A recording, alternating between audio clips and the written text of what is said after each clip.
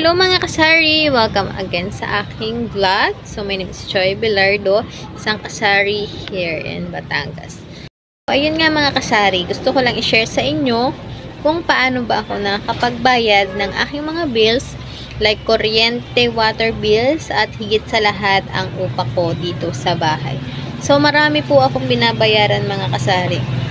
So paano ko ba siya nasusolusyonan at ano ba yung diskarte ko para mabayaran ko ito on time.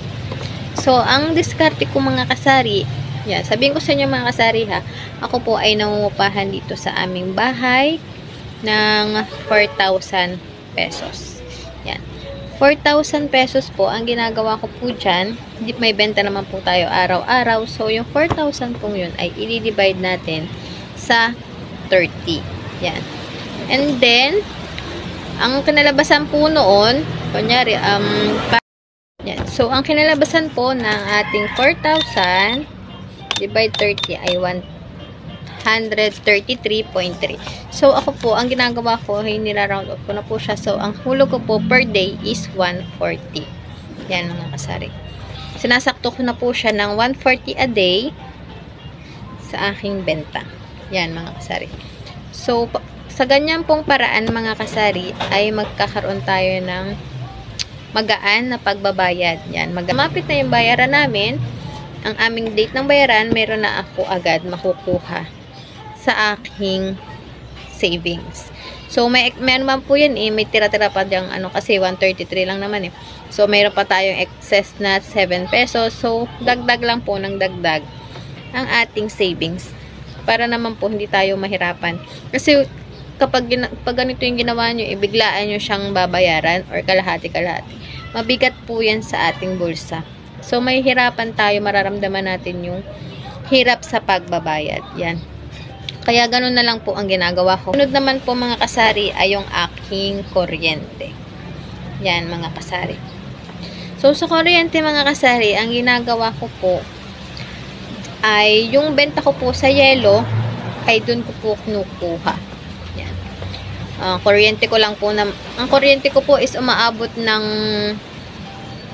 pinakamataas na po is 3,000. Nung ako po ay dati na vlog ko din po ito pinakamataas ko na nabayaran is 3,033. Nung nasa akin pa yung Joy's freezer.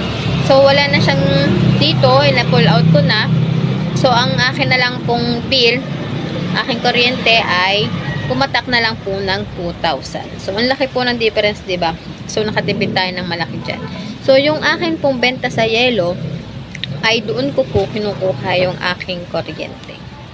Yan, mga kasari. Ang yelo po dito, mga kasari, ay napakalakas. Kaya, kailangan sisipagan lang po natin sa paggawa at parang maibayad sa ating kuryente. So, ganun lang din po ang gawa ko sa aking tubig. Yan. Ang amin naman pong tubig ay hindi ganun kalaki. So, pumapalo lang po ang aming water bill ng, kano ba yung huli naming, yan. Nasa 202. Yan. Napatak lang po siya ng 200. Yan, mga ganyan. 205, 210, yan. Hindi naman po siya talagang mabigat. So, yung benta po namin ng yelo, ay doon na po namin kinukuha lahat ng aming bayarin sa kuryente at sa tubig. Yan. So, kasari yung aking pong benta sa yelo ay pumapatak po siya ng talagang nasaan ganung huli. Babalag ko siya sa next month para makita nyo kung magkano ba yung nagiging benta ko sa isang buwan ng sa yelo. So, nung last month po, ang aking pong naging benta sa yelo ay nasa sa 2,065. Yan. Nasa 2,065 po yung aking naging benta sa yelo sa isang buwan. Yan. Basta sipag lang tayo mga kasaring gumawa ng yelo. Lalo at ngayong mainit. Tapos sa gabi, mga managiinom dito, marami talagang nabili ng yelo. So, 2,065 benta ko sa yelo. So, magkakaroon ako ng 2,000 sa kuryente. Then, 65 pesos sa natira. So, yung tira na lang po, kung nakulang, ay kinukuha ko na lang sa aking pera. sa mismo po naming pera. Hindi ko po na kayo kinukuha sa dito sa tindahan. Yan. Meron naman po kasing sahod ang aking asawa. So, yung kulang mga kasari sa aking water bill, dahil 65 na lang yung natira, ay kinukuha ko na lang din po siya sa mismong pera namin. Yan. Doon sa sahod ng aking mister. Yan. Magkabukod po kasi yung pang aming araw-araw na pagkain. Doon ko kinukuha sa aming mismong sahod. And then, doon sa mismong bayarin sa ibang, may mga iba-iba pa rin mga binabayaran. Yun ay doon ko na kinukuha sa aming sahod ni mister. Sa sahod ni mister, yan.